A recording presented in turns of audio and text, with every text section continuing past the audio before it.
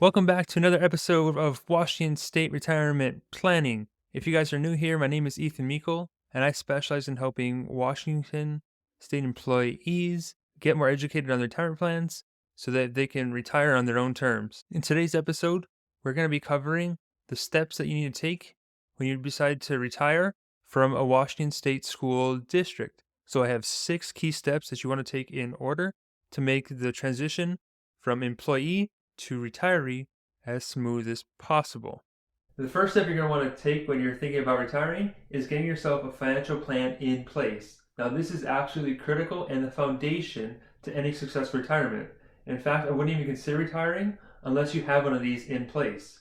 And when I say retirement plan, I mean something you can hold in your hand that's written out, and it's going to lay out your cash flow. So every single dollar you're going to be making from now until the day you pass away should be accounted for, as well as the tax treatment of those dollars. And you should also have a risk analysis to make sure you're not taking on too much risk in your portfolios. So there are a couple of areas that I see people misstep on this first step, and that is waiting too long until you get your retirement plan in place. Waiting until the year you retire to get a financial plan in place is a lot like asking someone to custom build you your dream house in 2 months. It's probably not going to look the way you planned. There may have been some shortcuts taken, and you may not find out about those shortcuts and how it may affect you in the long run until you're way down the road. Similarly, when you're building a financial plan and you retire, there's not a lot of time left to get that thing together, and a lot of options may have already passed you by that could have made a big impact on your retirement plan. So getting a jump start on your financial plan as early as possible is very important. The second problem that I see in this area is people not really having a comprehensive retirement plan. They may have an Excel sheet or some kind of document that some advisor gave them, but it's not comprehensive, and it doesn't account for what-if scenarios. What if someone were to pass away early?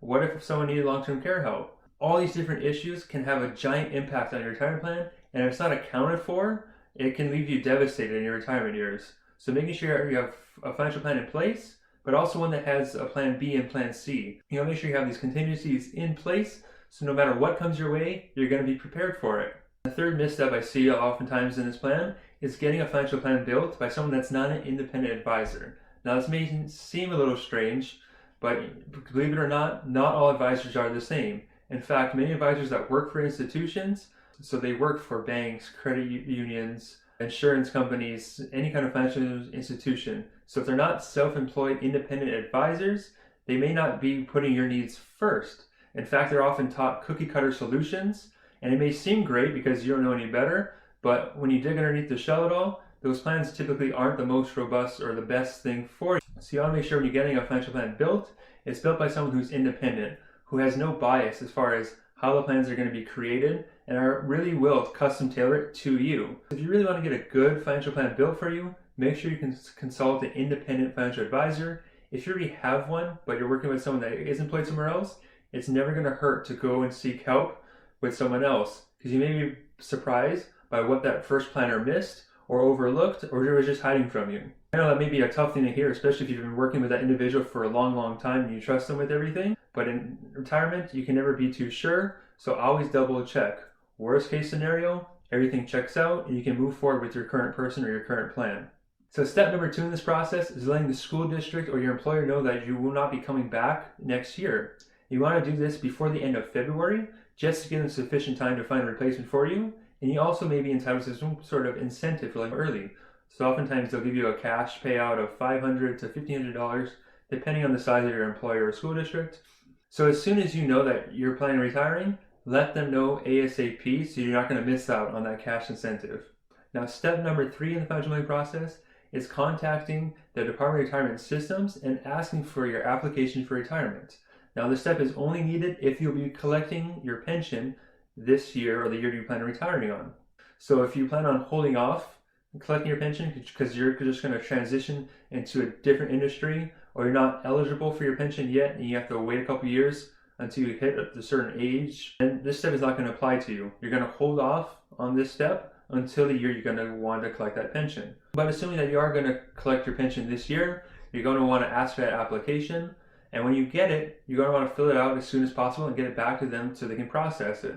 So with step number 3, you're going to want to do this typically in between March and April. So you want to give the state sufficient time to give you that application, because it does take them quite some time to actually get the application to you.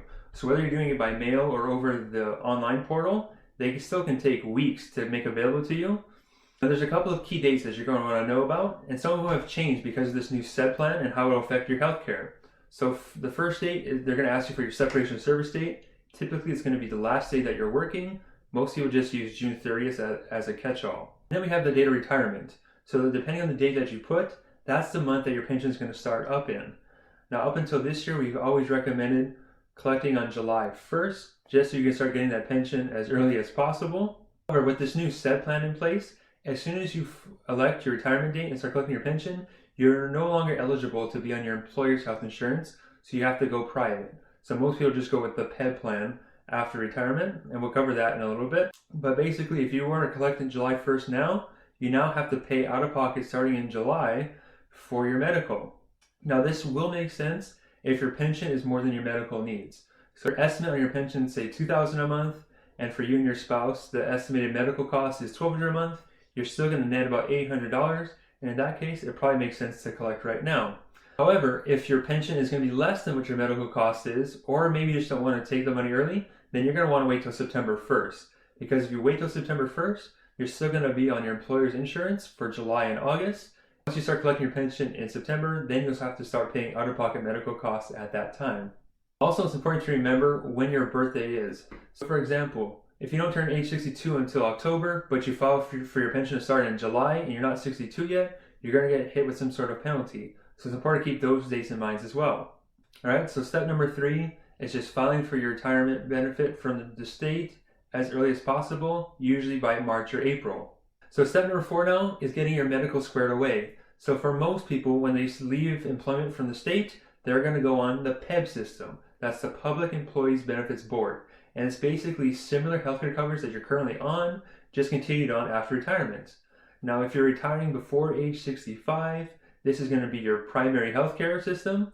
If you're going to retire after age 65, PEBB is going to be your second to pay or supplemental plan. So Medicare would pay first, these would pay second. Of course, you may feel free to shop around and choose what's best for you, but in my experience, all of my clients have always chosen to go with PEBB, and they absolutely love it, and they almost pay nothing out of pocket when they have to get any kind of medical coverage. So I highly recommend you consider PEBB when you transition to retirement, and consider the prices in advance, and really want to choose the plan that's right for you. So there's a number of different plans available in that PEBB system, and really it's up to you, because only you will know your own healthcare needs as far as what plan is going to work best for you. When it comes to PEBB, you're going to want to file for that benefit to start within 3 months. So you want to do this usually in April or May, when you want to start filing and letting PEBB know that you're going to be going on coverage if you're going to start collecting your pension in July. Now, if you're going to wait until September to take your pension, you have a couple more months. You don't have to file for PEBB until the summer. Also, when it comes to PEBB, you actually can delay taking coverage until a later date. If you're on Plan 3, you just have to fill out the right forms. If you're on Plan 2, however, you have to start taking your PEBB coverage right away. Step number 5 is making sure you know when you're going to file for your Social Security benefits. Whether you're going to file for this year or wait a couple more years, you want to know exactly when you plan on taking it. And that question is going to be answered originally in step number 1 when you have your financial plan in place, when you lay out all the different alternatives of when to collect and what's going to be best for you. And when you go to file for your Social Security benefits, you want to give them a whole 3 months notice at a time of when you're going to collect. Typically, it's easiest if you wait till January 1st to collect, just so you get a fresh tax year to start off on, because sometimes if you make more income than you're allowed to, your Social Security benefits could be penalized. Now, typically, it's not going to be an issue if you don't start taking your Social Security until after you're done working. However, just to make things simple, typically just wait until January 1st is the easiest way to do it. So if that's the plan, you really don't have to file until October. Now, if you're over 65 when you're going through this process, this is also where you'll register for Medicare. And if you're planning on working past this and we cover another employer, at least enroll in Medicare Part A. It's free once you're over age 65. So step number 6, the final step in this process, is deciding what to do with all this money you have accumulated. So this whole time you've been told, or actually been forced if you're on Plan 3, to save for your retirement. So you've been building up all this money, whether you're doing it on a pre-tax basis or a Roth basis, it's all been building for this moment, for your retirement. Now once you're here, you have to decide, what am I going to do with it? Now again, that question is actually answered in step number 1 in your retirement plan. So what I've laid out exactly where every dollar goes, whether or not you're going to be buying insurance or long-term care, if you're going to do a Roth conversions or any kind of tax planning you need to do, that's all laid out in that plan. But the other part of number 6 is this is when you're finally going to be able to move your defined contribution side, assuming you're on plan 3. So remember, that money is going to be locked up until you separate service and when your last contribution clears, which would be in August of the year you retire on. So the money in plan 3 isn't eligible to be moved usually until September. So once that time frame comes, you're then going to be able to move it to wherever your plan told you to do so. If you don't already have a financial plan in place, that's what we do here at Scenic Financial. Now, one question I get all the time is, do I have to take that money out of plan 3 or can I just leave it there? Well, you could just leave it there, but why would you want to? I mean, once you retire, you have so many different investment options available to you, it would kind of be silly to leave it there. Because honestly, you have different investment options outside of the plan that you can invest in that will help you be better prepared for the next market downturn, or as well as using something that would be safer and protected from any market losses on a guaranteed basis, or you can put it somewhere that will generate you a guaranteed income stream. So while you can leave it there, typically I recommend you should move it somewhere else because more often than not, it's going to be in your best interest to do so. I know I just mentioned guaranteed income, so probably the thing that comes to mind is an annuity, specifically the TAP or the state's annuity. Now these things are widely pushed by the state, however there's some precautions that you're going to want to take if you're considered using them.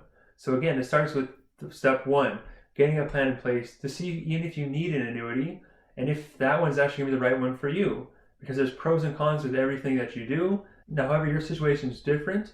So you want to make sure that you look at this thing really hard with a professional to make sure it is going to be the right step for you if you're considering using that kind of annuity.